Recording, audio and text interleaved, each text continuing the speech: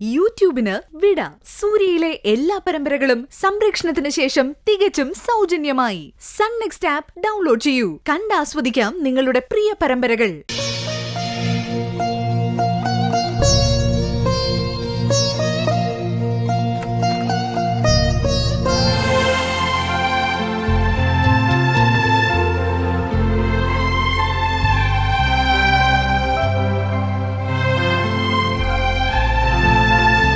മോളെ വരൂ.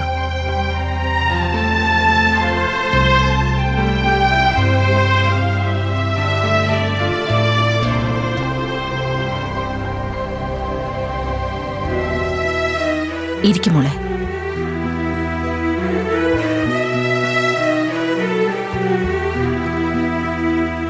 ഇന്നലെ മോളാകെ പേടിച്ചു പോയോ? ആരായാലും പേടിക്കുന്ന പോലെ അല്ല അയാൾ പെരുമാറിയത്. ആ ഗണ്ണുപയോഗിച്ച് അയാൾ എന്തെങ്കിലും ചെയ്തിരുന്നെങ്കിലോ? എങ്കിൽ അയാൾക്കത് എത്രയോ മുമ്പ് ചെയ്യാമായിരുന്നു. ചെയ്തില്ലല്ലോ. അയാളുടെ ലക്ഷ്യം കൊലപാതകമല്ല മോളെ. ഒരിക്കലും അയാൾ നമ്മളെ ഇല്ലാതാക്കാൻ നോക്കിയതല്ലേ? ഈ അടുത്ത് അച്ഛനെതിരെ വീണ്ടും ആക്രമണം നടന്നതല്ലേ? വർഷങ്ങൾക്ക് മുമ്പ് അയാൾ നമ്മുടെ കുടുംബത്തെ ഇല്ലാതാക്കാൻ തന്നെയാണ് ശ്രമിച്ചത്. പക്ഷേ അന്ന് ആ കുടുംബം ചിതറിപ്പോയി എന്നറിഞ്ഞപ്പോ അയാളുടെ പക തീരുകയും ചെയ്തു. ഇനി അത് കൂടിച്ചേരരുതെന്ന് മാത്രമേ അയാൾ ആഗ്രഹിക്കുന്നുള്ളൂ. മോളുടെ അച്ഛനെ കൊല്ലാൻ ശ്രമിച്ചെന്നല്ലേ ഉള്ളൂ, കൊന്നില്ലല്ലോ. അയാൾക്കിപ്പോ നമ്മളെ തീർക്കുന്നതിലല്ല രസം, ഇങ്ങനെ തുടർച്ചയായി വേദനിപ്പിക്കുന്നതിലാ. ഇങ്ങനെയൊക്കെ ചെയ്യാൻ മാത്രം ആരായാള്? അത് മോളുടെ അച്ഛനോട് തന്നെയാണ് ചോദിക്കേണ്ടത്. എന്നേക്കാൾ വ്യക്തമായി അതറിയാവുന്നത് മോളുടെ അച്ഛൻ തന്നെ ആയിരിക്കും. അപ്പോ അമ്മയ്ക്കതറിയാം. അപ്പൊ അത് പറയില്ലെന്ന് വെച്ചിട്ടാണല്ലേ? മോളെ, അമ്മ പറഞ്ഞാൽ അത് പൂർണ്ണമാവില്ല, അതാണ് കാര്യം.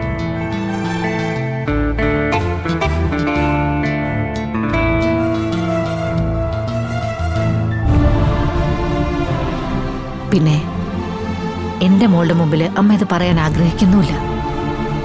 അപ്പോ ജീവിതത്തിൽ ഒരു കാലത്തും നമ്മളൊരു കുടുംബമായിട്ട് ജീവിക്കുകയില്ലേ? മോളെ, ലോകത്ത് അമ്മയും മക്കളും മാത്രമുള്ള എത്രയോ കുടുംബങ്ങളുണ്ട്, ഇല്ലേ? അപ്പോ അച്ഛനൊരിക്കലും നമ്മുടെ ജീവിതത്തിൽ വരില്ല അല്ലേ? പൂജമോളെ, ഒരു കാര്യം നമ്മൾ ആഗ്രഹിച്ചാൽ സാധിക്കില്ലെങ്കിൽ അത് ആഗ്രഹിക്കാതിരിക്കുന്നതല്ലേ നല്ലത്. എന്റെ മോളിപ്പോ വലിയ കുട്ടിയായി. ഒരച്ഛന്റെ താങ്ങും തണലും അമ്മയുടെ വാത്സല്യവും സ്നേഹവും ഒക്കെ വേണ്ട സമയത്ത് മോക്ക് കിട്ടിയിട്ടില്ല. അതുകൊണ്ട് എന്റെ മോള് മോശം കുട്ടിയാണോ? അല്ലല്ലോ. എന്നുവെച്ച് ഒരു പ്രായത്തിലും അത് ലഭിക്കേണ്ടെന്നാണോ അമ്മേ? അതിന് ഭാഗ്യമില്ലെങ്കിൽ എന്ത് ചെയ്യും മോളെ? ചിലർക്ക് അച്ഛനും അമ്മയായി ഒരാളെ ഉണ്ടാവും. ചെറുപ്പത്തിൽ മോക്ക് രണ്ടുപേരും ഉണ്ടായില്ല, ഇപ്പൊ ഒരാളെങ്കിലും ഉണ്ടല്ലോ. അപ്പൊ അമ്മ ഞാനുമായിട്ട് ജീവിക്കുന്നതില് പ്രശ്നമൊന്നും കാണില്ല കമ്മീഷണർക്ക്? അച്ഛനും അമ്മയും, അച്ഛനും ഞാനും, അങ്ങനൊരു ജീവിതം പാടില്ല. അപ്പൊ അച്ഛൻ എല്ലാ കാലത്തും ഒറ്റയ്ക്ക് ജീവിക്കണമെന്ന് അയാൾ ആഗ്രഹിക്കുന്നുണ്ടല്ലേ? അതെ മോളെ. 20 കൊല്ലം മുമ്പ് ആക്സിഡന്റ് ഉണ്ടായതും എനിക്ക് മോളെ നഷ്ടപ്പെട്ടതും അയാളും അച്ഛനും തമ്മിലുള്ള പ്രശ്നം കൊണ്ടായിരുന്നു. ഞാനും എന്റെ മോളും ജീവിതത്തിൽ നിന്ന് ഒഴിഞ്ഞു പോയപ്പോ അയാൾ അച്ഛനെ വെറുതെ വിട്ടു. ഇപ്പോ ഞാനും മോളും അച്ഛനോടൊപ്പം ജീവിക്കാൻ തുടങ്ങും എന്ന് അയാൾക്ക് തോന്നി. അതുകൊണ്ട് ആ പക വീണ്ടും ഉണർന്നു.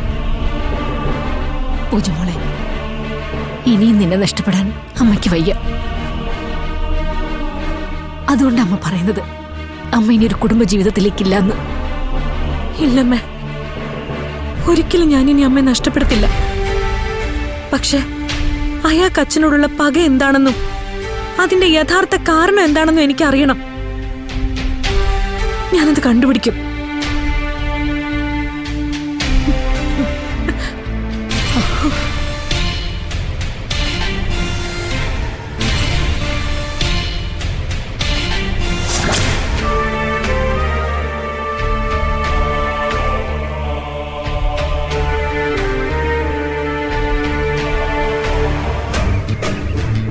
എല്ലാം തീർന്ന് ജീവിതം സ്വസ്ഥമായി എന്ന് വിചാരിച്ചതാ.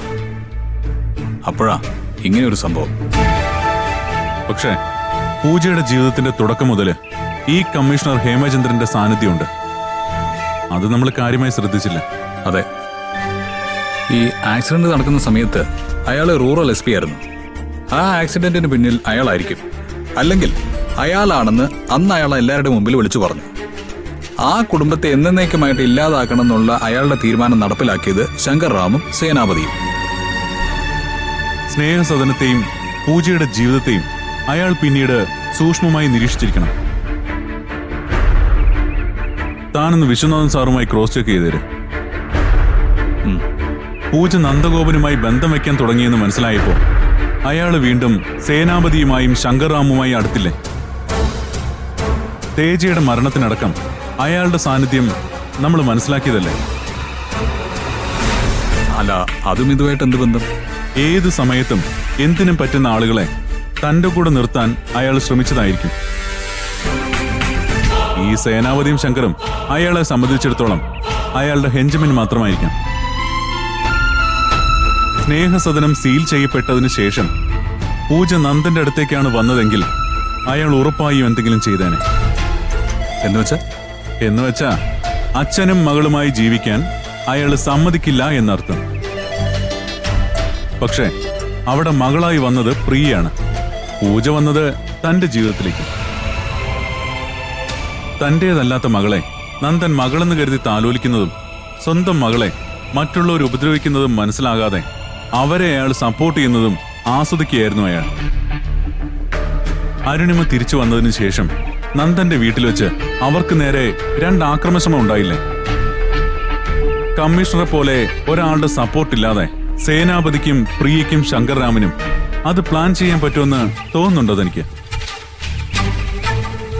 ഈ പ്രിയയുടെ ഐഡന്റിറ്റി വെളിവരികയും അവൾ നന്ദഗോപന്റെ മകളല്ലെന്ന് ബോധ്യപ്പെടുകയും ജയിലിലാകുകയും ചെയ്തപ്പോ അയാൾക്ക് മനസ്സിലായി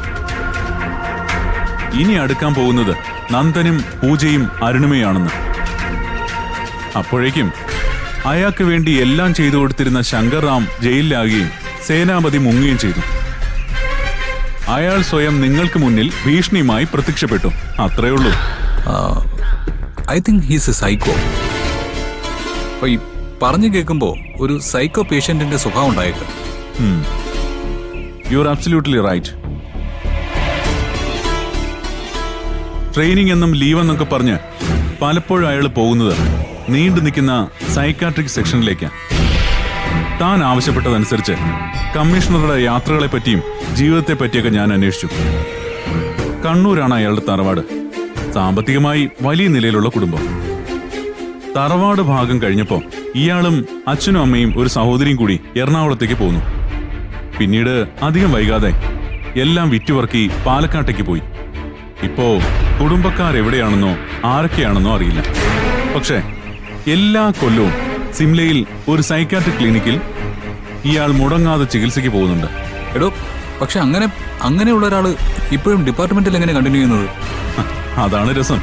ഡിപ്പാർട്ട്മെന്റിൽ അത് ചികിത്സയായിട്ടല്ല പ്രൊജക്ട് ചെയ്യപ്പെട്ടിരിക്കുന്നത്. MSW കൂടിയുള്ള കമ്മീഷണർ അവിടുത്തെ അന്തേവാസികൾക്ക് നൽകുന്ന റിഫ്രഷ്മെന്റ് കോഴ്സായിട്ടാ. സ്ഥിരമായിട്ട് ഇങ്ങേർക്ക് മാത്രം ഇതൊക്കെ അനുവദിക്കുന്നതില് ചില എതിർപ്പുകളൊക്കെ ഉണർന്നതാ. പക്ഷേ അയാളുടെ സ്വാധീനം കൊണ്ട് ഒന്നും വിലപ്പോയില്ലെന്ന് മാത്രം. അപ്പൊ നമ്മൾ ഡീൽ ചെയ്യാൻ പോകുന്നത് വെറും ഒരു കമ്മീഷണറോടല്ലെന്ന് അർത്ഥം. അതെ, ഡിപ്പാർട്ട്മെന്റിൽ സ്വാധീനമുള്ള, ഇപ്പോഴും സർവീസ് ബുക്കിൽ മികച്ച പേരുള്ള, അതേസമയം കാലങ്ങളായി പകയും പേര് നടക്കുന്ന ഒരു സൈക്കാട്രിക്കൽ പേഷ്യന്റ് കൂടിയാണ് അയാൾ. അയാളോട് ഫൈറ്റ് ചെയ്യണമെങ്കിൽ അതിന്റെ ബേസിക് റീസൺ അറിഞ്ഞേ പറ്റൂ. അത് അങ്കിള് തന്നെ പറയണം. പറഞ്ഞേ മതിയാവൂ.